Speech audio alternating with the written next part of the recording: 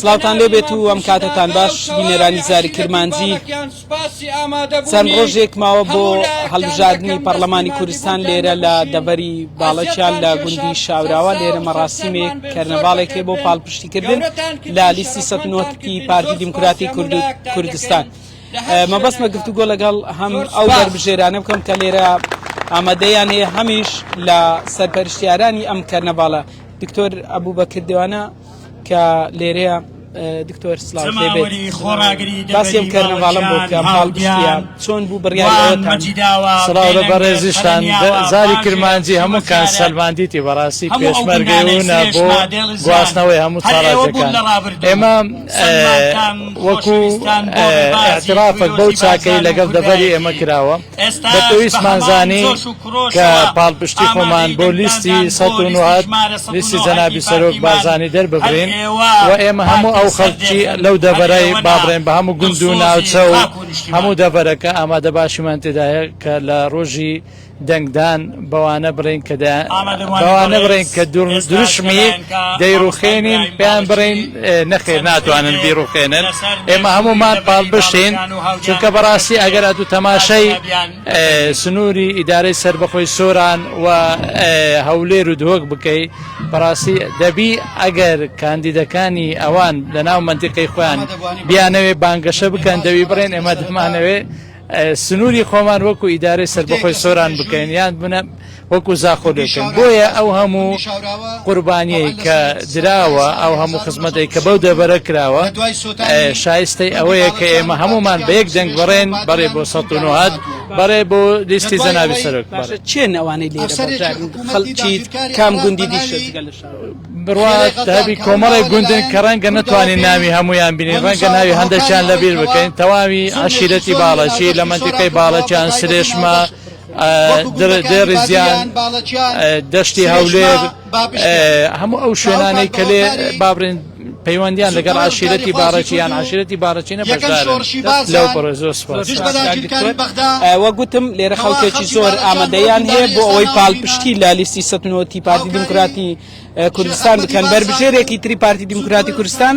لەم کەرنەڤاڵە بەشداری کردووە و ئامادەی هەیە بەخۆی خۆی بناسێنی. سڵاوت لێبێت. زۆر سوپاس کاک محەممەد. من دانا عەبدولعەزیز سرێشمەیی کاندیدی ژمارە 20 لیستی ١٩ پارتی دیموکراتی کوردستان لە بازنەی هەولێر. بەرنامە و پلان چییە بۆ کە دەرچووی بۆ بەڕاستی من پێم خۆشە تۆزێک سیوی خۆم ئەگەر بە کورتی باسکەم ئەگەر ڕوخسەت هەبی من خۆم دەرچووی کۆلێژی کارژێری و ئابووری بەشی ئابووری هەڵگیری بڕوانامەی بەکەرووس و ماستەرم لە ئابووری. بەڕاستی لە ماوەی ڕابردوو تاریخێکی دوور و درێژمان هەیە لە خزمەتکردنی هەموو چینی توێژەکان بە تایبەت چینی لاوان و قوتابیان لە سەردەمی زانکۆ لەوێ خزمەتی زۆری قوتابیان زانکۆمان کردووە. بەخۆشم ئێستا لە مەکتەبی سیاسی پارتی دیموکراتی کوردستان لەوێ بەرپرسی بۆردی ئابووری و بازرگانیم لە بەشی پیشەییەکان لەوێش کۆمەڵک خیبرە و شارەزای زۆر باشمان وەرگرتووە. ئەگەر خوددا کردی قسمەت بە پشتیوانی خەڵکو و بە پشتیوانی دەنگەرانی پارتی دیموکراتی کوردستان توانیمان سەرکەوتن بەدەستبین لە پەرلەمانی کوردستان. کۆمەڵێک پرۆژەمان هەیە لە بواری ئابووری لە بواری لاوان لە بواری وەرزش لە خزمەتکردنی قوتابیان لە خزمەتکردنی دێهات و گوندنشینەکان بە هەموو شێوازێک لە خزمەتدا دەبین لە چوارچێوەی کارنامەی پارتی دیموکراتی کوردستان.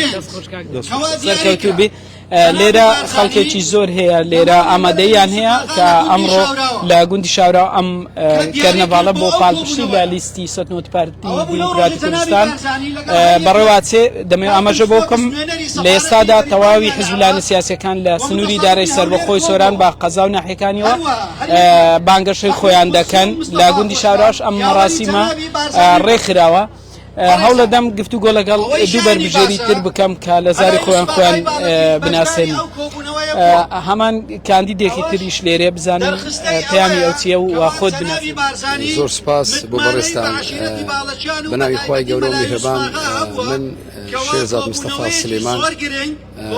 کوڕی پێشمەرگە و شۆڕژگێڕی مەزنی شۆڕشی مەزنی ئەلیل و گوڵان برای شەید هەژار مستەفا سلێمان و 20 ساڵ ئاوەی وڵاتی ئێران خۆشحاڵ و شەڕەفمەندم کە ئەمڕۆ لە حزوری خزمانی عشیرەتی باڵێکیان لێرە کۆبووینەتەوە بە مەبەستی پاڵپشتیکردنی لیستی ١٩ پارتی دیموکراتی کوردستان بەندە بەربژێرم لە بۆ خولی شەشەمی پەرلەمانی کوردستان بە ژمارە 39 لەسەر لیستی ١٩ پارتی دیموکراتی کوردستان ئامانجم پاراستنی دەستکەوتەکانی هەرێمی کوردستان و بەهێزکردنیانە ئامانجم پاراستن و بەهێزکردنی دەستکەوتەکانی هەرێمی کوردستان و بەهێزکردنیانە لە داهاتوودا بۆیە بەڵێن ئەدەم خزمەتکارێکی بە ئەمەک و بەوەفا بن بەرامبەر متمانەی خزمانی عشیرەتی باڵەکیان و گشتی و پێشەکانی کۆمەلگای کوردستان زۆر سپاس سەرکەوتوو بی 17 ڕۆژی تەواو ماوە بۆ ئەوەی کە هەڵبژاردننی خولی شەشەمی پەرلەمانی کوردستان بەڕێوە بچێت تەواوی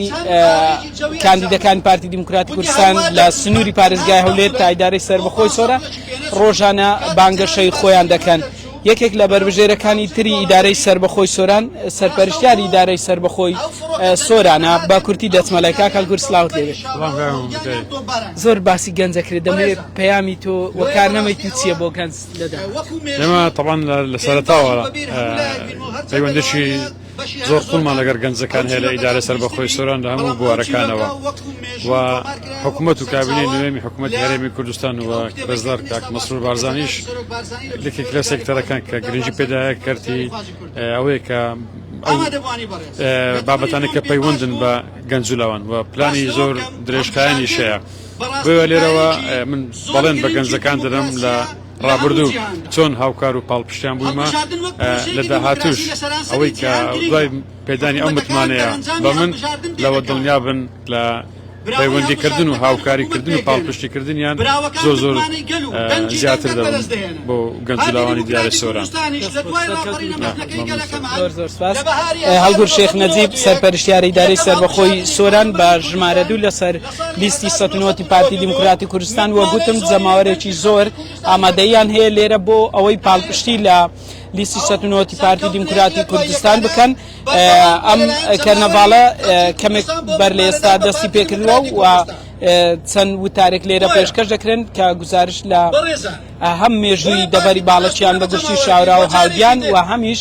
وەک پاڵپشتیەکی گربوونەوەی پاڵپشتی جەماوەری بۆ لیستی ١٩ پارتی دیموکراتی کوردستان وە سەرۆک بارزانی ئەمەش دەرخەری ئەوەیە کە ئەم دەڤەرە وەک هەمیشە پێشەنگ بووە لەوەی کە پارتی دیموکراتی کوردستان دەنجی یەکەم بێت لەسەر ئەم دەڤەرە بەڵێ